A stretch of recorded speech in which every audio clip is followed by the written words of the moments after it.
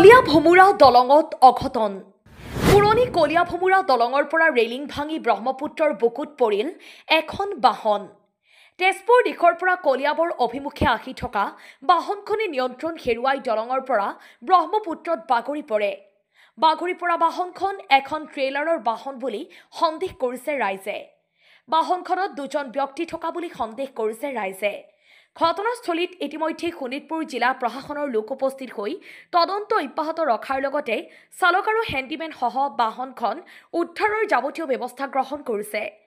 অৱশ্যে কেনেদৰে এই দুৰ্ঘটনা সংঘটিত হ'ল বা বাহনখনত কি আছিল আৰু কেইজন মানুহ আছিল সেয়া অৱশ্যে পৰৱৰ্তী সময়তহে পোহৰলৈ আহিব।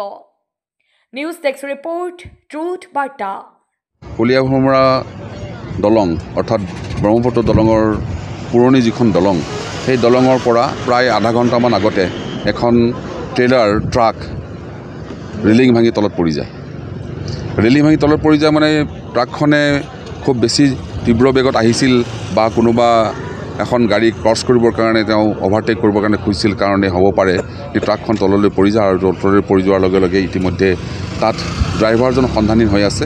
আৰু ড্ৰাইভাৰৰ লগত কোন মানুহ আছিল, কেইজন মানুহ আছিল আমি এতিয়াও সন্ধান কৰিব পৰা নাই।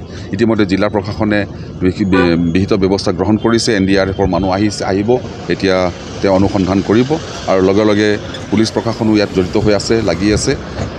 আমি অনুসন্ধান কৰিব খুজিছোঁ যে গাড়ীখন ক'ৰ পৰা আহিছিল, তাৰ গাড়ীখনৰ ঠিকনা কি, গাড়ীখনৰ মালিক কোন, আমি এতিয়ালৈকে ধৰিব পৰা নাই। গতিকে জিলা প্ৰশাসনে ইতিমধ্যে চাৰ্চ কৰি আছে যে গাড়ীখন ক'ৰ পৰা আহিছিল, গাড়ীখনৰ মালিক কোন, গাড়ীখনত কেইজন মানুহ আহিছিল, এই সকলো সন্ধান আমি কৰিবলৈ গৈ আছোঁ।